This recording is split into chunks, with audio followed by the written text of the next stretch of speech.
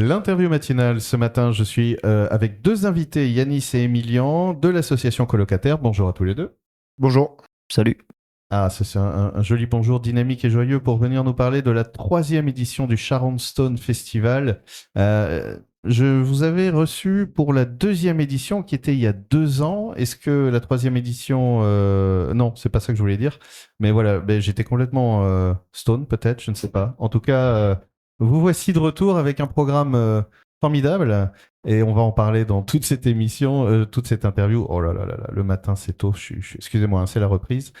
Et mais d'abord, une première question, tiens, tous les 2 ans, tiens donc, pourquoi tous les 2 ans ce festival? C'est pour créer de l'attente, de l'envie, du mystère, de la rareté?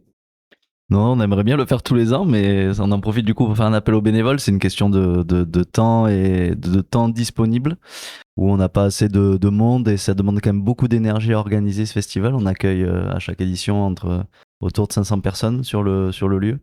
Donc on a décidé de faire des pauses entre chaque édition.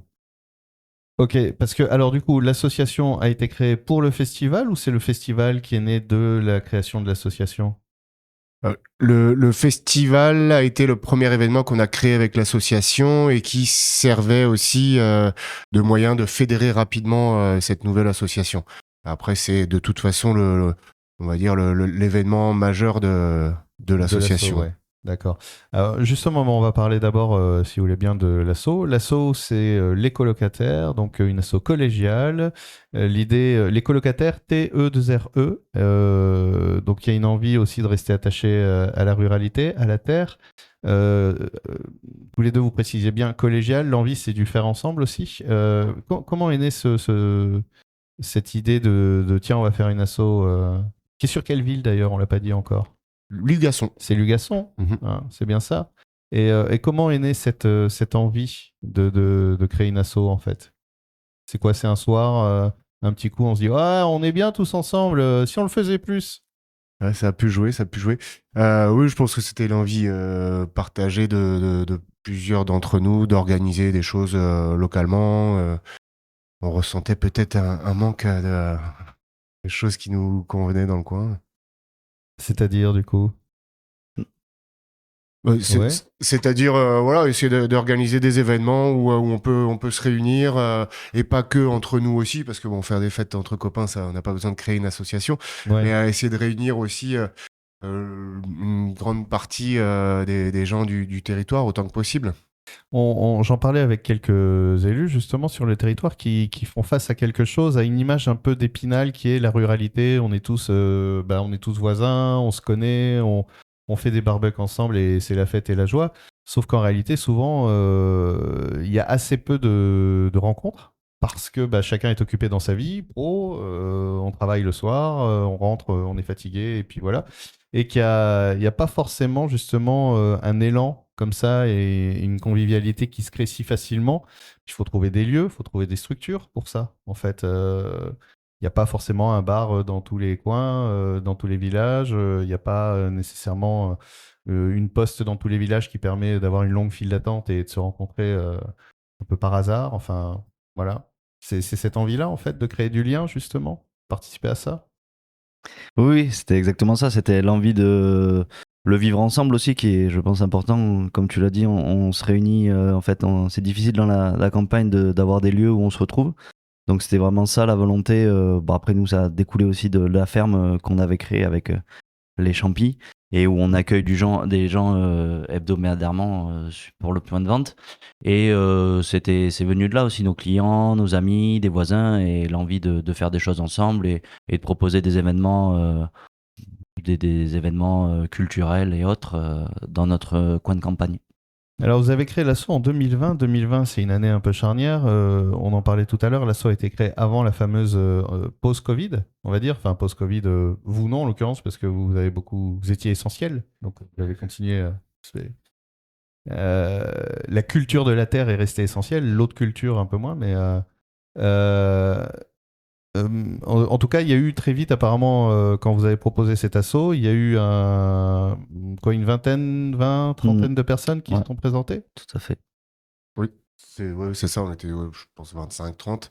sur les premières réunions, parce que la création de l'association, ses objectifs, les moyens qu'on était prêts à mettre en œuvre, ont fait l'objet de concertations. Ça a été des décisions collectives avec des gens qui n'étaient pas forcément des copains encore à l'époque. Hein. Il y en a certains qui étaient des voisins. Ça nous a permis aussi d'apprendre à connaître d'autres personnes. Mais après, ce chiffre a régulièrement baissé année après année. Mais c'est aussi la problématique d'une association, c'est au-delà de l'enthousiasme de départ, continuer à entretenir l'enthousiasme, surtout qu'il y a quand même eu plusieurs Jacques a dit on sort pas, enfin voilà, pendant 1 an ou 2. Donc je sais que les assos ont perdu de toute façon beaucoup d'engagement bénévole. Ça a été très très compliqué de relancer les machines en fait. Le tissu associatif a pas mal souffert et se remet à peine. Vous avez quand même fait le festival d'ailleurs en 2020. Non, 2021. 2020, Non, 2020. On est passé 2020. entre les gouttes. Vous êtes passé, ouais. On a eu l'autorisation parce qu'on était en extérieur, mais c'est vrai que le début était parce qu'on a fait notre première réunion collective en juillet, et c'était 2 mois plus tard, en septembre, qu'on a fait la première édition, donc avec accueillir 500 personnes et tout organiser. Donc c'était un sacré challenge, et comme je disais, ça a un peu peut-être fatigué certains. Et voilà, c'est du temps bénévole, c'est du temps, on avait tous des boulots à côté, une vie de famille, donc c'est vrai que c'est pas facile de relancer une dynamique, et c'est ce qu'on espère faire là, comme j'avais dit, avec la 3e édition, et où il y a une nouvelle équipe qui est là, et on espère après qu'ils intègrent le noyau, ce qui est le bureau collégial de l'association qu'on appelle le noyau.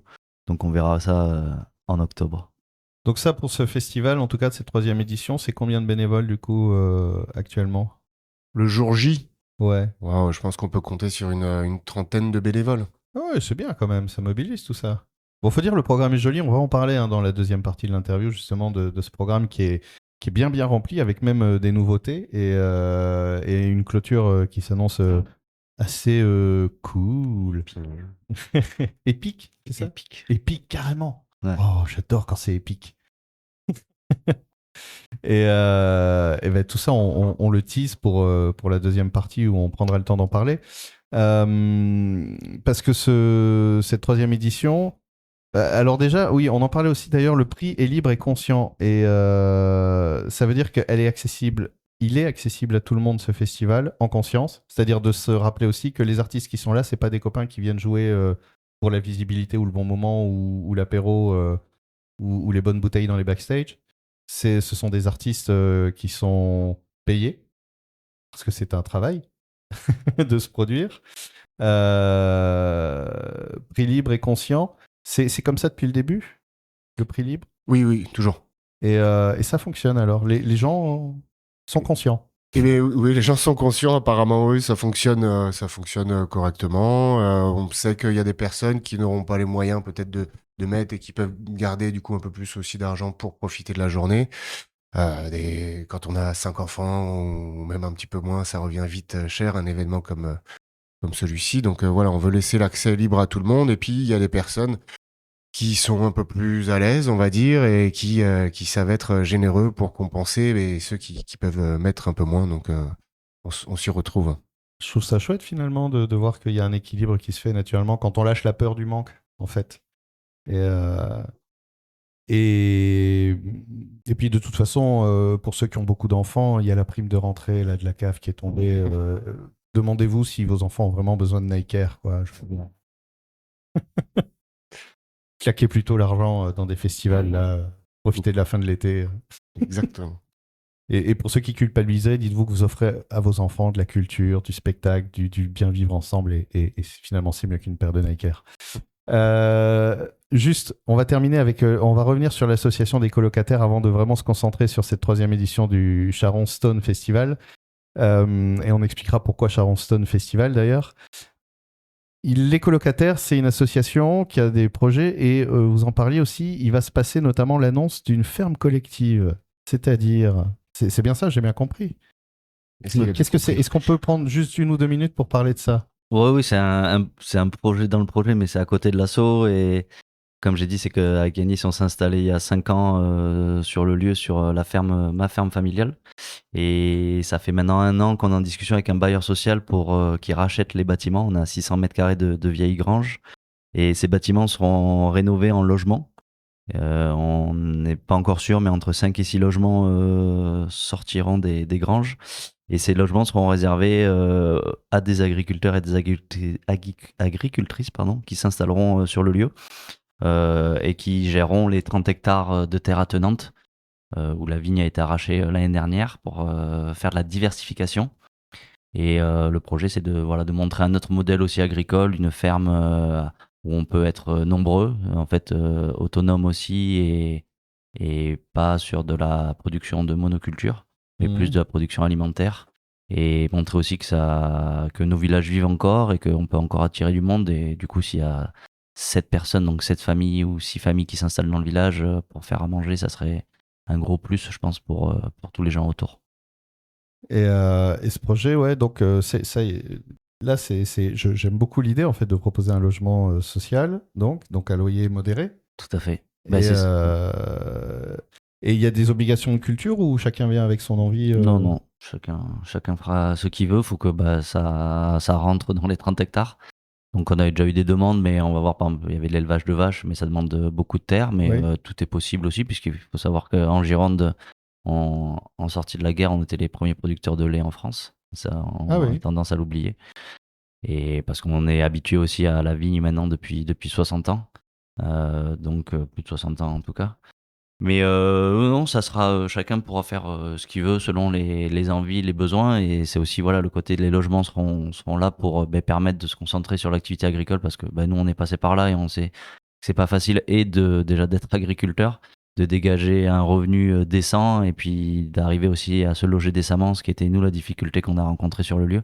Et c'est pour ça qu'on veut faciliter aussi l'installation des nouveaux arrivants. Ok, alors on a débordé un petit peu, donc je propose qu'on fasse maintenant la pause. C'est moi ça, je pose une question juste avant la fin. Et on se retrouve tout à l'heure pour la deuxième partie de l'interview matinale où on parlera justement du contenu, notamment de ce Charleston Festival, avec cette clôture de festival qui s'annonce, pour citer Emilian, épique. L'interview matinale, deuxième partie, toujours en compagnie d'Yanis et Emilian. Vous les avez peut-être déjà vus dans les Champis de l'Entre-deux-Mers. Première, deuxième, troisième, quatrième saison. Ça fait combien de temps les Champis de l'Entre-deux-Mers d'ailleurs Là, on entame la 5e. 5e saison, donc voilà. Ça se passe bien? Alors, je suis tout seul maintenant, oui. mais ça se passe bien. On fait en sorte. D'accord. Et là, aujourd'hui, vous êtes là tous les deux pour l'association. Vous représentez l'association Colocataire qui organise depuis 4 ans maintenant le Charleston Festival, un festival précieux et rare puisqu'il vient tous les 2 ans, uniquement les années où la pleine lune tombe un 13 février, il me paraît. Donc ce Charleston Festival, l'idée c'est déjà de fabriquer du jeu de mots. Parce que c'est le Charleston. Pourquoi le Charleston Festival en fait c'est quoi Charon? Et bien, c'est sur l'affiche, quoi. C'est le festival le plus souterrain de Gironde, donc underground pour ceux qui maîtrisent la langue de Shakespeare. Mais le Charleston, c'est parce qu'on est au lieu-dit du Charron à Lugasson. Et vu qu'on est devant les galeries de pierre qui ont été creusées à la main en 1870, 30 km à Lugasson, ils ont creusé. Et donc, on a décidé d'appeler ça le Charleston, puisque pierre en anglais, c'est stone. Après une longue soirée de réunion. Ouais. Très sérieuse. Avec beaucoup de post-it. Voilà. Aucun alcool n'était impliqué dans le jeu de mots. Voilà, vous avez fait une réunion à ZAP, vous avez tout de suite validé c'est les Yanis. propales. Pour rendre à César ce qui appartient à César, c'est Yanis qui a trouvé le jeu de mots, qui est maintenant Yanis, dans la postérité.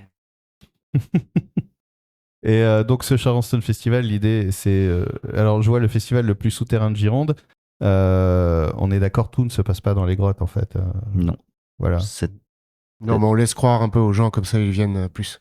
Ouais, voilà. Ça va se passer. Est-ce qu'il y aura des tambours chamaniques où je vais pouvoir vriller au milieu des champignons? Non, on se détend. On l'a fait. On le fait régulièrement. J'ai loupé ça. Je voulais y aller et puis je suis arrivé trop tard. Donc là, il n'y aura pas de tambour chamanique. Non, pas cette année. Qu'est-ce qu'il y aura? Donc ça commence par un marché de producteurs, évidemment. Oui, c'est en 3 temps, du coup, le matin, l'après-midi, la soirée. Et le matin, c'est incroyable. Le matin, on a un marché de producteurs qui se tient en fait tous les mois. Ouais. Normalement, le premier samedi du mois. Mais étant donné la date du festival qui a lieu le 31 août, Ouais. c'est important de le dire, on n'allait pas décaler le marché la semaine suivante. Donc là, on a fait une petite exception. Et c'est un marché de producteurs et d'artisans locaux, moins de 30 km, c'est sûr, voire moins pour la majorité. Et on a à cette édition-là, on va avoir quasiment tout le monde. Alors un peu de légumes, du fromage, il y aura des conserves, du pain, les champignons évidemment. Je pense que j'oublie des gens. Et après, il y a des artisans aussi. Il y aura de la maroquinerie, de la coutellerie. Voilà, on a pas mal de gens, des petites œuvres sur livres sculptés, des choses comme ça, et des gens qu'on retrouve sur d'autres marchés aussi dans le coin. Et voilà.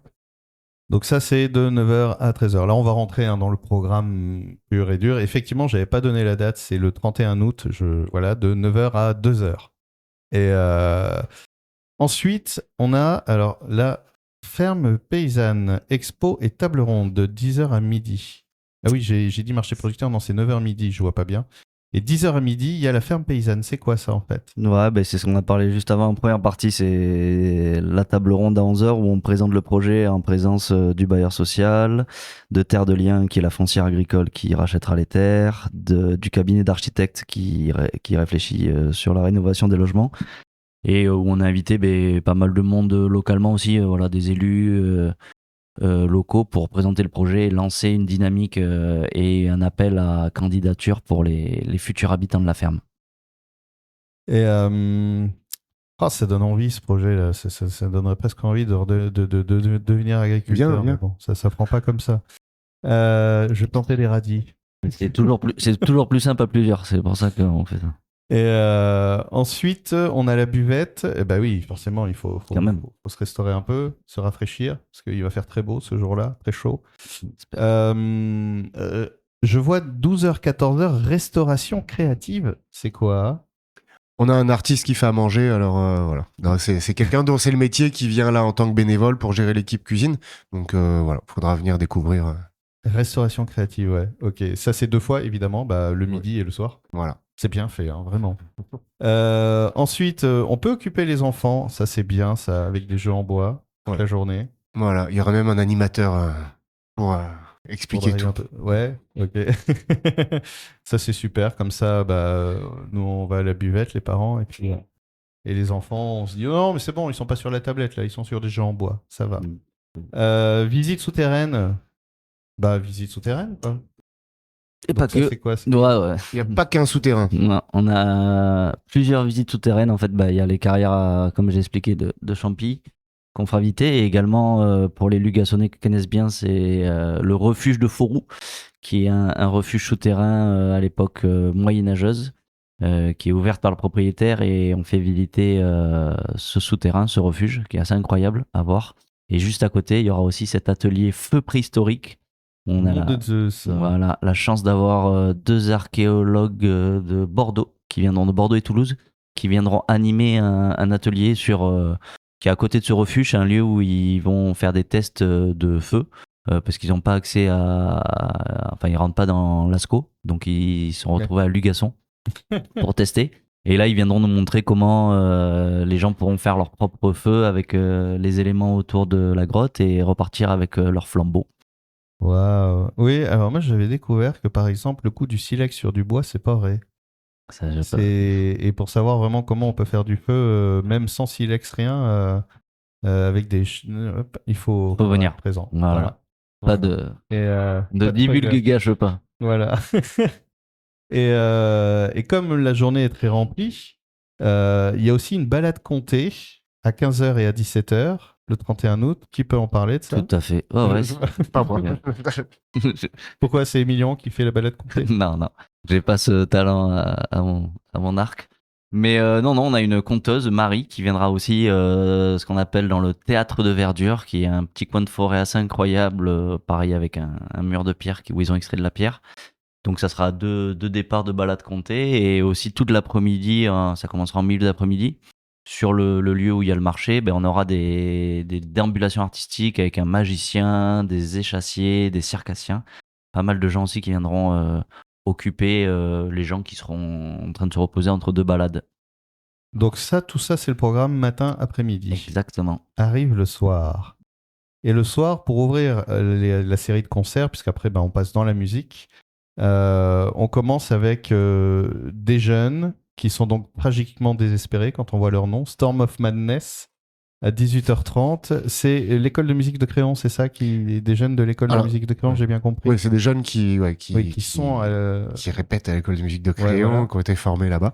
On et qui, on a entendu parler d'eux. On les a pas vus en live. J'ai vu des vidéos, mais apparemment, ils ambiancent bien le public et ils ont l'air d'y prendre beaucoup de plaisir. Donc, on est content de les accueillir. Et c'est quel genre musical, Storm of Madness? C'est de l'emo gothico-core? C'est plutôt rock. Pop rock. Reprise. Donc on commence avec du rock, histoire de... Et puis ensuite, alors là va falloir m'expliquer un peu parce que j'ai très peu de références culturelles. Fusion Gnawa et Shahabi sous la direction de Mustapha El Harfi. Voilà, Mustapha El Harfi, dans le coin, on le voit tourner un petit peu avec il joue du oud. Ouais. Et là, il sera accompagné du coup de musiciens Gnawa. Alors la musique Gnawa, il y en a certains qui connaissent déjà. Alors, moi, je ne D'autres connais pas. Qu'est-ce que c'est? Donc j'espère que je vais pas dire de bêtises sur l'origine, mais c'est une musique qui est issue des esclaves subsahariens qui ont été pris en esclavage par les colons arabes. Et du coup, c'était leur manière un peu de pratiquer. Alors il y avait leur rite. Et c'est des musiques un peu qui accompagnées de percussions qui font rentrer en transe, semblerait-il. Ah, cool. Sans rien. Hein? Sans rien. Oui, non mais ça c'est possible. Hein. Petite respiration holotropique, je vous garantis vous voyagez les gars. Donc on rentre en transe avec de la musique et on continue avec du rocksteady reggae avec Bashers à 21h. Voilà. Et ensuite on a... Ah ouais, alors c'est là. Voilà. Le truc épique, c'est ça? C'est là? C'est ça. À 23h. Sol Solis. Alors est-ce que vous pouvez m'en parler? Parce que là, je vois sourire fort. Mais, non, mais c'est une... je ne vois pas à la radio. C'est écrit, c'est une odyssée électrovisuelle et sonore. Ça se passera dans les carrières. La deuxième édition, on avait fait le choix aussi de faire des DJ dans les carrières toute la nuit, mais on commence à fatiguer tous les deux. Donc on s'est dit que là, on allait être plus sage et on allait faire juste un concert dans les carrières. Mais quel concert en effet, parce que ça sera avec ce qu'on appelle la méthode du mapping des vidéos qui projettent des images 3D dans les carrières.